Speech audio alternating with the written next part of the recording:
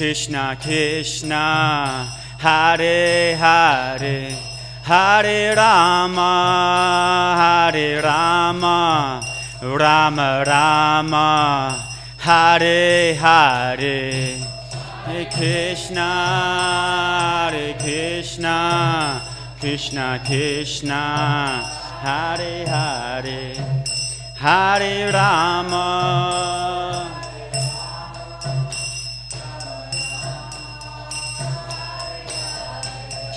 Prabhupada, Prabhupada, Prabhupada, Jaya Jaya Prabhupada.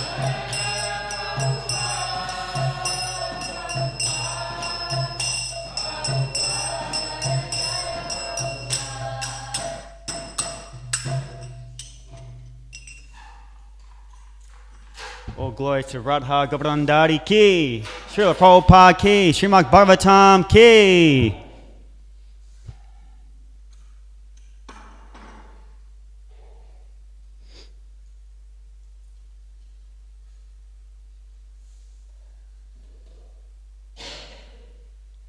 Om Namo Bhagavate Vasudevaya. Om Namo Bhagavate Vasudevaya.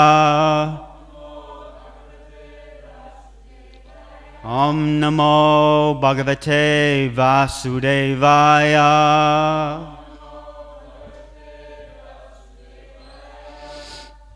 Reading from the Srimad Bhagavatam, Canto 3, Chapter 15, Text 35, entitled The Description of the Kingdom of God. I prefer to read it from my phone. We'll just go line by line. Tishamiti Vritamubhav Avadara Goram.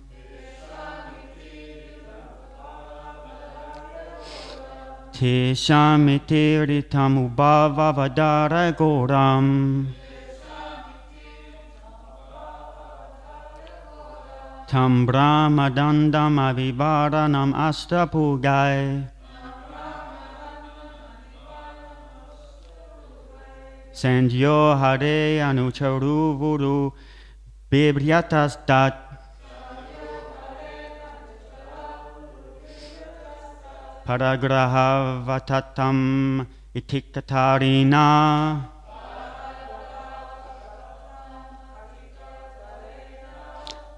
Man, Prabhus,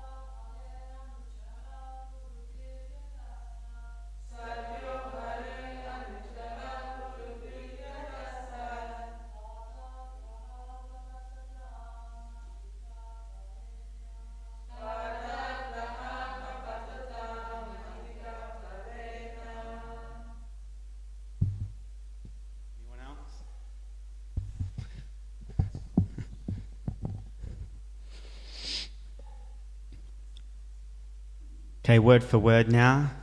Tisham of the four Kamaras. Iti thus. Iritam uttered.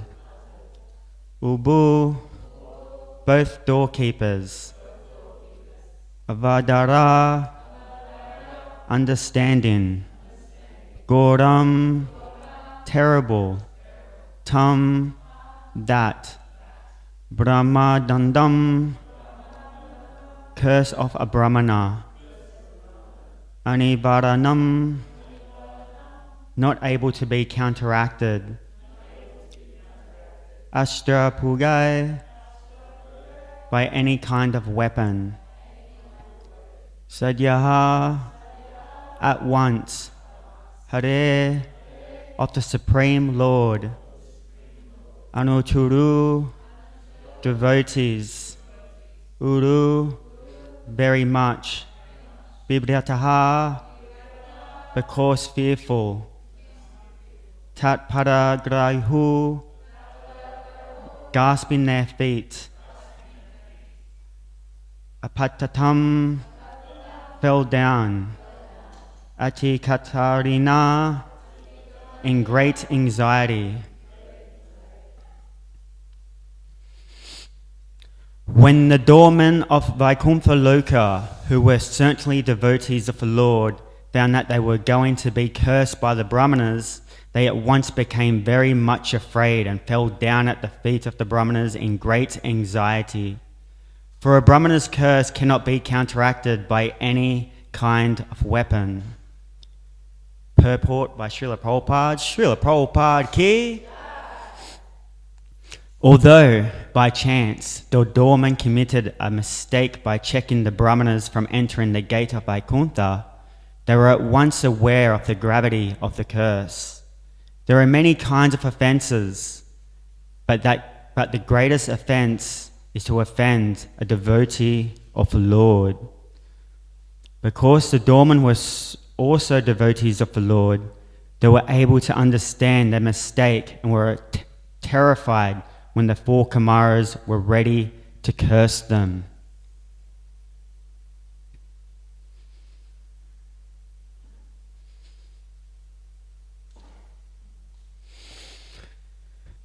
Hare Krishna, everybody. It's nice to be here with everyone.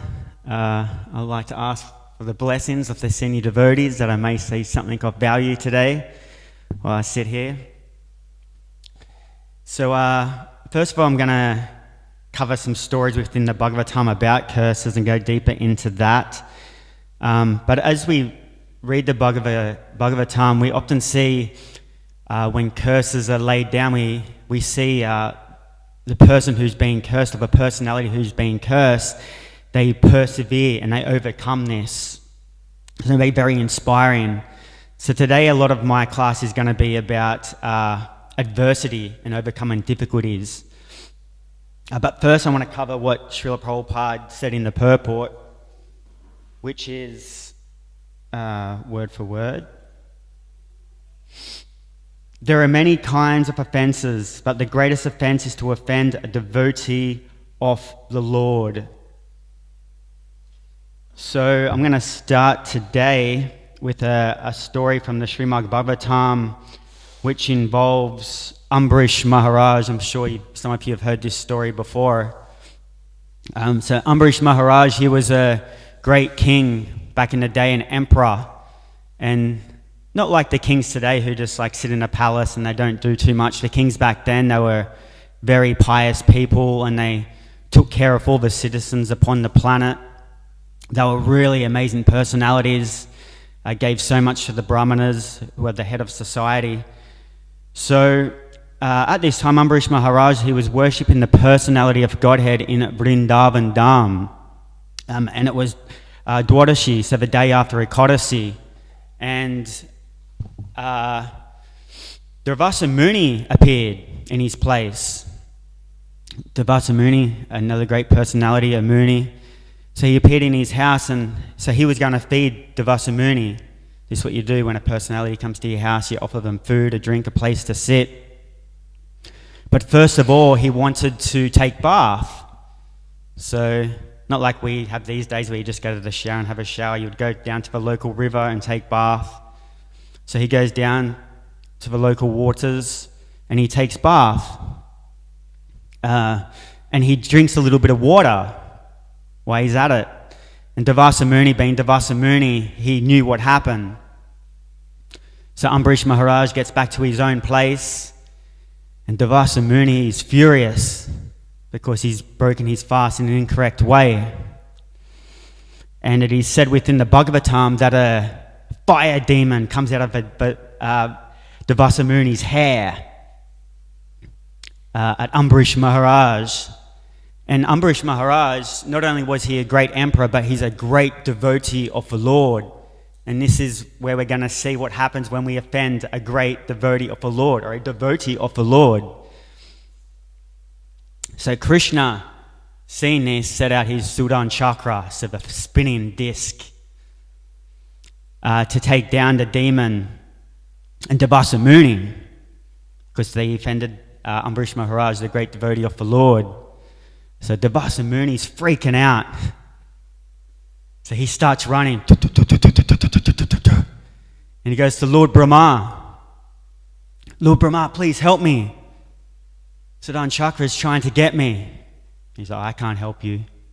No, I can't help you. So he continues his journey. He's still running away from this flying disc due to his offenses to Ambarish Maharaj. And he goes to Kailash, and Kailash is a great mountain where Lord Shiva resides. Please, Lord Shiva, please help me. I can't help you. I'm sorry, I can't help you. Then he's like, still running. Where am I going to go now? And he runs. He goes to Vaikuntha. And Narayan's there. Please, Narayan, please help me. He was like, even I can't help you. The only way to correct this is go to the devotee you offended and beg them for forgiveness. That's the only way. So Devasa Muni made his way back. It had been a year, I'm pretty sure. Made his way back to Ambarish Maharaj and fell at his feet and begged for forgiveness. And Ambarish Maharaj, he accepted that, and he asked kindly for the disc to stop pursuing Devasa Muni. And in this story, when I was meditating on this, we can see the power of offending a devotee and the situations it can put us in.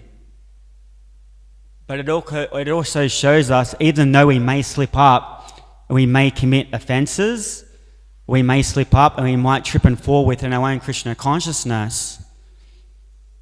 If we keep pursuing and doing the right things, following the procedures that the previous acharyas have laid down before us, we can correct our misdoings. So I found that a very important point. Then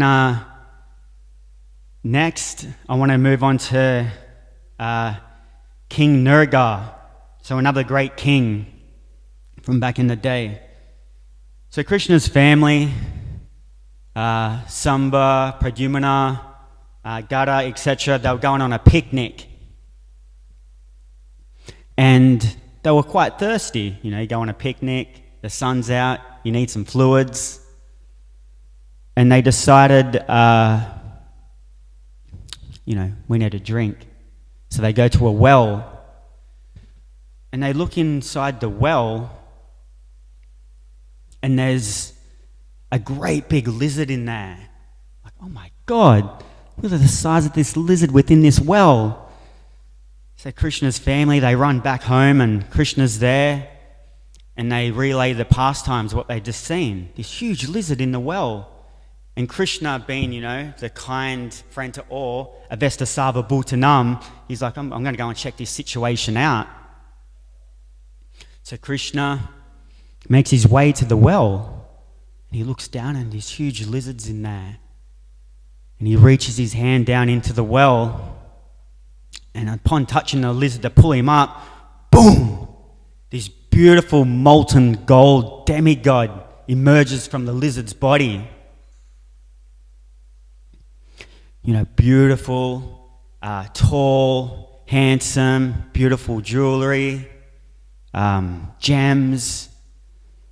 And Krishna starts to inquire. I'm sure Krishna knew who he was if there was people around him.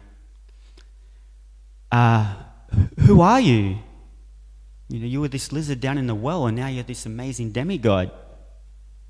He says, I'm King Nurga. I'm the son of King Ikshvaku.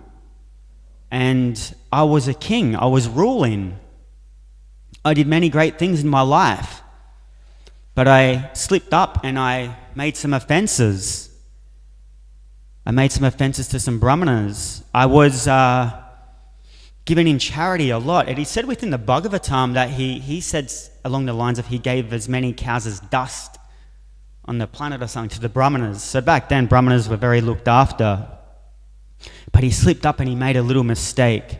And that mistake was that he gifted this brahmana many, many cows. And another brahmana's cow came into that herd. So when he gave those cows away, he also gave away another brahmana's cow to another brahmana.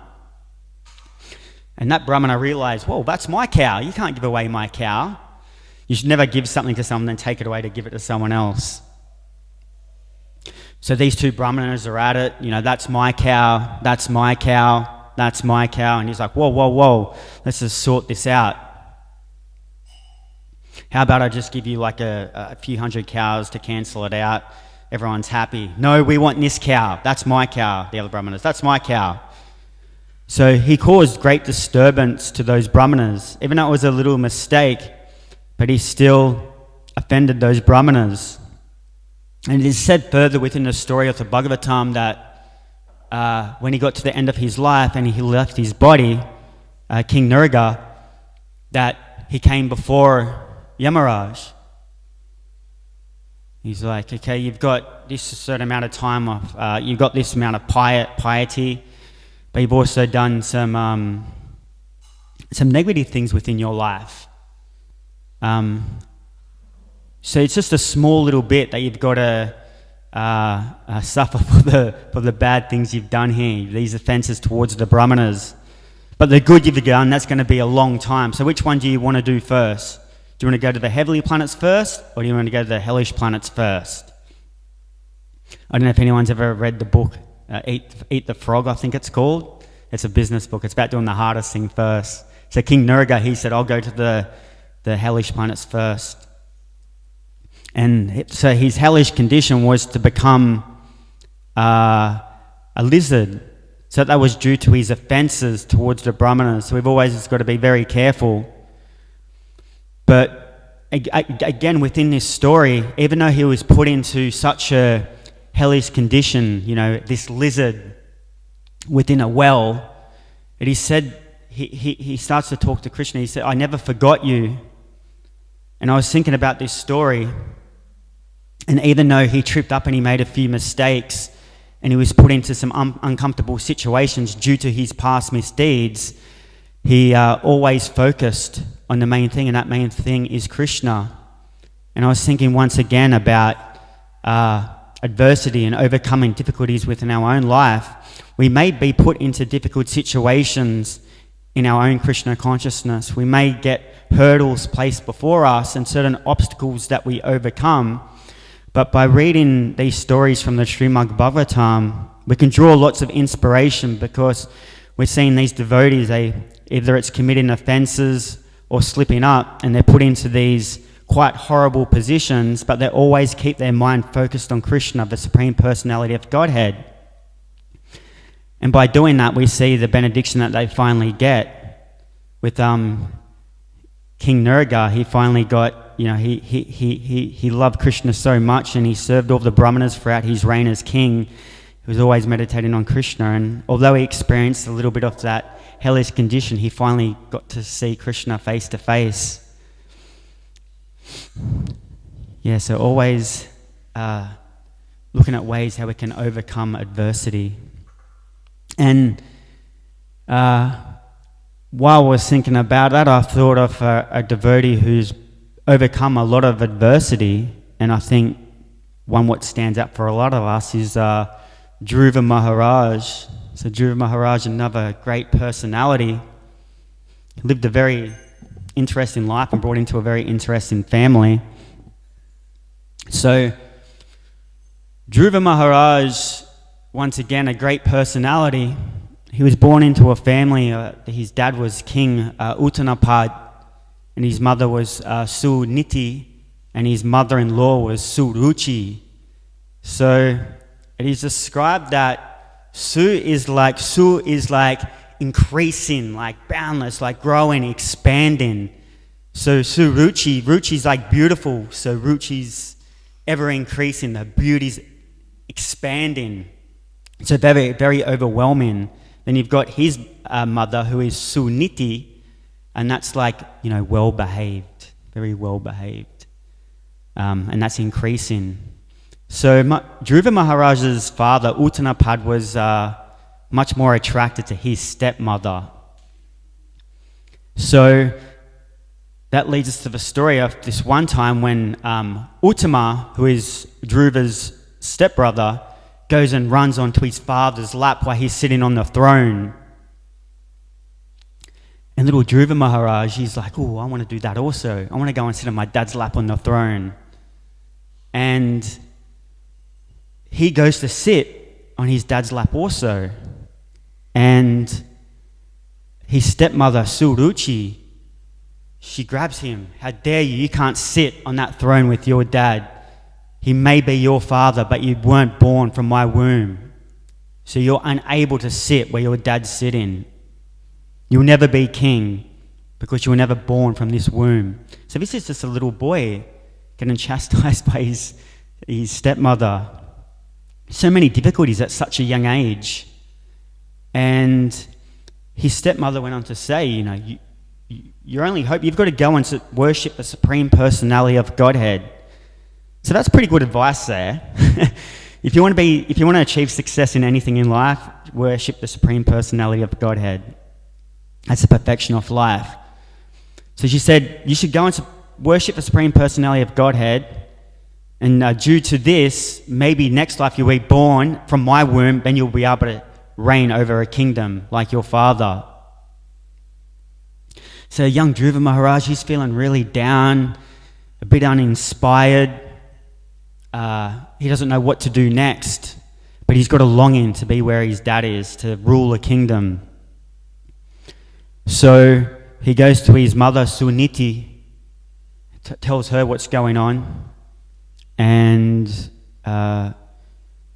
she tells Dhruva, yes, this is the case. Your father, he's just so much more fascinated and in love with Suruchi. Her ever-expanding beauty. It's bewildered him. So even he's not really seeing how she's treating Dhruva because his bewilderment for his wife, Suruchi. So he asks his mum, I want to worship the personality of Godhead. What do I do? And Suniti, she's like, she doesn't know too much about it, but she knows that saintly people go to the forest. I just know that people go to the forest to find God. He's just this tiny little boy, and he's like, okay, I'll go to the forest. He's like this big. You see pictures of him in the book with his little loincloth on. So he goes into the forest. He enters the forest. It's like us going to kindergarten instead, but he's going into the forest. So he's heard about God, but he doesn't really know what God looks like or how to have a relationship with God. And he walks into the forest and he's just going up to the foxes and the owls and the birds. Are you God? Are you God? Hey owl, are you God? He's just confused. He's just walking in the forest. And he said that Narada Muni appears on the scene. So Narada Muni appears on the scene, and he's talking to young Dhruva. And at first he's trying to encourage young Dhruva to go back home. You're quite young, go back to your family, come back to the forest when you're a bit older. He keeps saying, no. explaining his difficulties. I couldn't sit on my father's throne. I couldn't even sit on his lap. I want to become qualified to be able to run a kingdom, to sit on the throne, one bigger than my father's. Narada Muni encourages him, no. You just go back. Young Dhruva, he keeps going at it. No, I want to do this. Show me the way. So Narada Muni gives him some instructions how he can achieve Krishna, building a relationship with Krishna. So he said that after this moment, he started to endure some really strong austerities. And once again, when I go into these austerities, we can also think about our own life, and although we go through these difficulties in our own lives, we can draw so much inspiration to these certain personalities who have done amazing feats. So in the first month that he said that Dhruva Maharaj, he just had berries and fruits every 3 days. Then the second month, he just had leaves and grass. That was every 6 days. Then water for the third month, every 9 days. Then in the fourth month, he was just breathing every 12 days. Then he said in the last month that he just completely suspended his breathing and wasn't breathing at all. It goes on to describe in the Srimad Bhagavatam that he was so focused on Krishna, the Supreme Personality of Godhead, that the universe become affected by his austerity. So, because he hadn't breathed so long, the universe became suffocated. And even his toe touching the earth, that he's described that was like an elephant stepping onto like a rowboat. The earth, it was tilting. The demigods said, you got to do something about this guy. He's doing huge austerities. He's just focused on Krishna, not taking his mind off the Supreme Personality of Godhead. He's focused, and all of a sudden, whoosh, it's all blank. And Dhruva Maharaj is like, what's going on? And he opens his eyes, and the Supreme Personality of Godhead standing before him.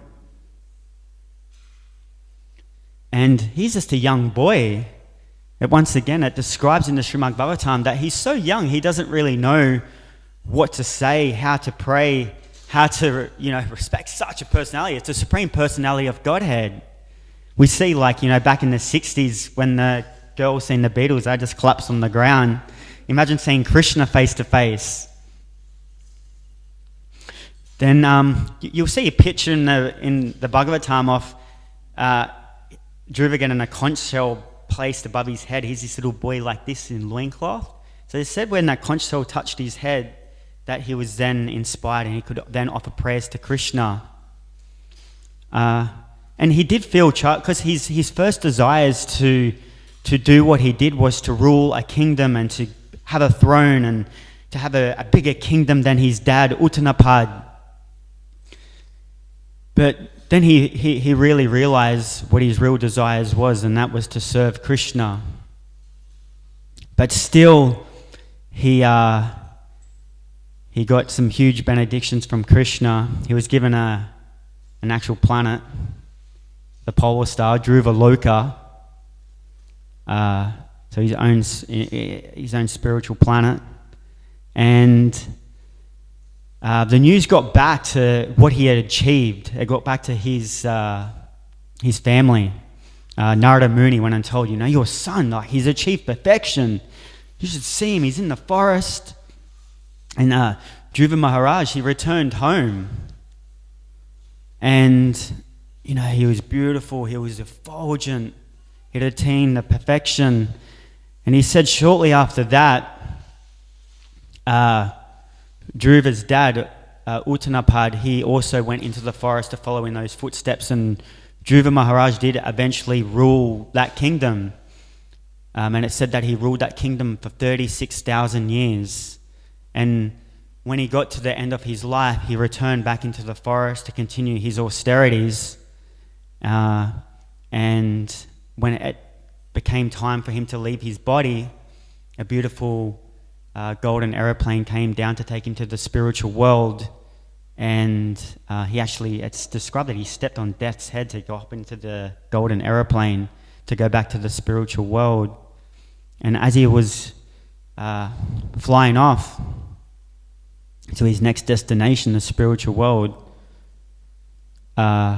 he was worried. He's like, what about my mum, my original spiritual master? And the Vishnu Dutas, they said, don't worry, your mum's right behind us. So she also got to go to the spiritual world by her son's endeavors. So I wanted to talk about this story today because that's kind of been the topic. Even though we can get put into these difficult situations within especially spiritual life, if we just keep pursuing, we're going to put ourselves in a very good position. And I wanted to finish on a story about endeavoring. It's called 3 Feet from Gold. I don't know if anyone's ever read this. Maybe KK, I'm sure you've heard this story back in the day. So there's this young man. This is a real story. Back a few hundred years ago, when the gold rush was a big thing, his name was Darby, Mr. Darby. And, the gold rush was on and everyone was looking for gold. And he set out and he's using some of his own tools, looking for gold. And he struck a little bit of gold. He's like, whoa, I found something here. So he goes back to his family, his friends, and he's like, look, I've come across something here. I think I found a gold mine. I think there's going to be lots of gold here. If we all put in a little bit of money, I'll be able to buy the equipment and extract the gold from the earth. So they all put in money. They went and they brought the right equipment. And I think it was like the first 2 hits. So they kept digging and they got gold, and then they dug again and they got more gold. And they were about to pay off the equipment, and after that it was just going to be dividends for them, and they had this feeling that they were going to strike big. We're talking millions. And he got to a certain stage, Darby, and he was digging and he lost it. So there's like a vein what runs through the earth of gold, and you follow that. And he kept digging, he just couldn't find it. And he gave up. He just said, I can't do this. I can't find this. I give up. And there was a junk man shop, up the road, and this old man, he had like all these like antique kind of things in there, equipment, and so he went with all his equipment for searching for gold, and he said, look, I thought I hit the jackpot here, but I was following the vein of gold and it's just gone missing, so I just can't do this anymore. I quit. And the junk man, he used his intelligence, and he said, like, where is this? Where were you digging? So he gave him the map, the instructions, and the junk man said, okay, well, I'll buy your equipment from you. He bought the equipment for $100, and the junk man used his intelligence once again. This is also an instruction for us. When we're going through difficulties, we can go to certain authorities to help us out, to show us what to do, instead of just trying to cope with things ourselves. So the junk man, he brought in professionals who knew about gold, who knew how to track gold. So they came down into the mine shaft and they're like, okay, it looks like there's been an earthquake in this area. And when there's an earthquake, the gold vein, they can shift up to 3 to 5 feet, it is stated. So the gold vein, it shifted 3 feet. And that junk man, he got that information from someone who knew that what we're talking about. And he brought in the right people, and they dug 3 feet from that position where Darby quit. And guess what? Boom. They found the gold. It was just 3 feet from when Darby gave up. And he's found that gold shaft brought in that junk man. It was millions of dollars. And Darby found out about this story just a few months afterwards. This is a true story, by the way. And he made a pact with himself that he would never give up in his next pursuit in life. And you may be thinking, why are you telling this story, Padma, about gold and Darby? And because I feel as though we can draw great inspiration from stories like this. When one takes a spiritual life, there's going to be certain obstacles, there's going to be difficulties. It's going to feel at times that we're so far away from Krishna, that we're so far away from understanding the philosophy. We may not have the taste. We may be, it may be like we've got the balloons, dragging us away and dragging the dog behind us, the wet dog, as KK would say. But if we just don't quit like Darby did and we just keep pursuing, we may just be, or we are just 3 feet away from having more realization. We're just 3 feet away from experiencing more bliss within our Krishna consciousness. We're just 3 feet away from a deeper relationship with Krishna. So we can draw inspiration from this. So when we're going through our struggles, when we're overcome with the difficulties within this material world, we just have to keep pursuing. It's like digging at that mind. We just, day by day, we're just taking little bits away, day by day, little bits away. We just keep showing up. Day by day, just keep showing up. We keep chanting, we keep reading, we keep taking the association. And finally, we'll strike the real gold, which is Krishna. So those days when you feel as though Krishna's far away, really, he's just 3 feet away. We just got to keep endeavoring. He's just there waiting for us. So I'll finish the class there for today. If anyone's got any questions or corrections, if not, we'll eat breakfast.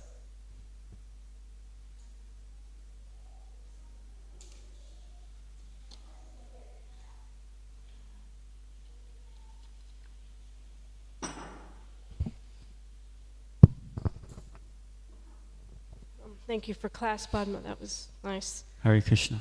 I think my question is to do with the story of King Nriga and the Brahmanas. And I'm often actually confronted with this sort of, what's the word in English? It's like the contrast in philosophy, or sort of, if the Brahmanas are so elevated that we should be serving them and donating and giving charity to them, then how is it that we are seeing that they're fighting over one silly cow? And how is it so powerful that such a powerful king as King Nriga has to suffer because of because of this? Where is the logic in this? I know we're not supposed to try and understand all this big logic all the time. One statement within the Bhagavatam says that Brahmanas are like, although they are renounced, they're very attached, like they are attached to their property, but only in a sense like that. They like to look after what is theirs. And the only other statement I can say would be that, the certain pastimes within the Bhagavatam are for our benefit, teaching us certain things that we need to learn. But if KK, would you like to add anything to that?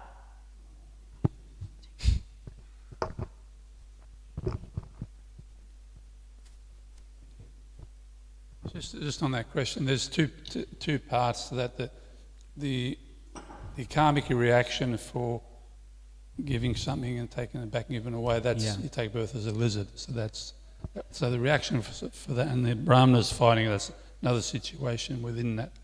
And there's all different types of Brahmanas also. There's very elevated Vaishnava Brahmanas, and there's very simple Brahmins, and there's Brahmanas that are attached to their cows. So there's not just one type of Brahman, so you can understand that. But this says that basically there's a lesson in that particular thing to learn. Don't give stuff away twice, otherwise you'll come back as a lizard. Can I just make a quick comment on Ambarish Maharaj?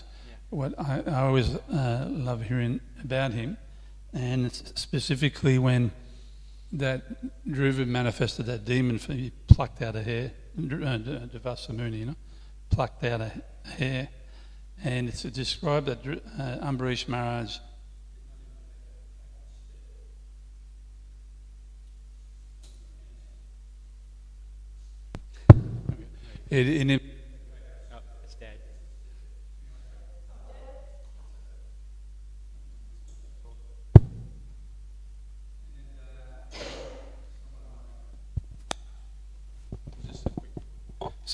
Someone might think, because he was a very powerful Kshatriya, so Kshatriyas are very proud and they won't take a backward step. But actually, that's there, because he was a powerful Kshatriya, but he was actually so Krishna conscious, constantly thinking of Krishna, that meditation on Krishna was not broken at that moment. So most of us, if a big monster jumped out in front of us, we could probably get a bit jolted. Even our consciousness may be jolted. But in the case of Ambarish Maharaj, he was so Krishna conscious that nothing changed. If you can understand what I'm saying, it's just his pure absorption in Krishna was constant. So when that very ferocious monster appeared in front of him, nothing changed. He just remained Krishna conscious. Anyway, it's a nice thing to meditate on. Thank you. Thanks to the class, Padma.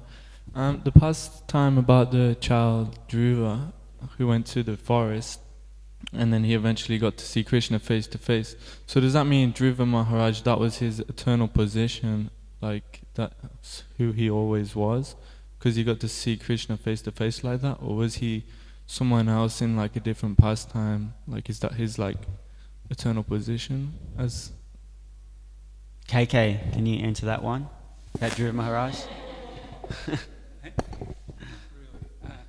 I mean, my understanding, he attained a spiritual planet. Yeah. It's not a material planet, and that's his eternal relationship with Krishna. It doesn't say that he dies and becomes somebody else. That could be the case, but the Bhagavatam doesn't mention that. Yeah. And actually, just on that note, when the Vaikuntha aeroplanes came and got him, so it's a very nice description in the Bhagavatam. He didn't even rush. He went and took a bath and got ready. And then it's explained that he, as he entered the Vaikuntha aeroplane, he achieved his spiritual body at that moment. So yes, and went on to Dhruvaloka. He transformed you on the spot. So I can't say anything else. And at the time of annihilation, Dhruvaloka remains. That's my understanding, yes. Yeah. There's several places like that. So, the holy dhams remain, so many places remain. Yeah. We still have a star called Yeah, Dhruva's still there. Mataji says Pole star? Pole star's still there, so Dhruva's still up there. Yeah. This was also one of Chaitanya Mahaprabhu's favourite pastimes. He heard this pastime with Gadara Pandit at the Tota Gopinath Mandir hundreds of times. Pastimes of Dhruva. Dhruva and Prahlad. He used to love to hear his pastime. So that's why we're happy to hear it again today. Hare Krishna. Thank you for the class. I was listening at the back on the new setup. And just that point that Krishna Bhavana was asking about King Nriga, I was also wondering that, and I heard a class by some senior devotees, and they mentioned, or maybe it was in Krishna book, that King Nriga, even though he was very pious, he was just keep riding on pious activities and enjoying. He wasn't connecting with Krishna. So actually that curse of the Brahmanas was actually a way for Krishna and a blessing that he can get Krishna's mercy and then get out of the material world. So that's why when there are curses by Brahmanas, they actually hold a benediction, just like Narad Muni, when he cursed the twin Arjuna trees, then they got the blessing to actually see Krishna sooner rather than later. Yeah, thank you. Srila Prabhupada ki.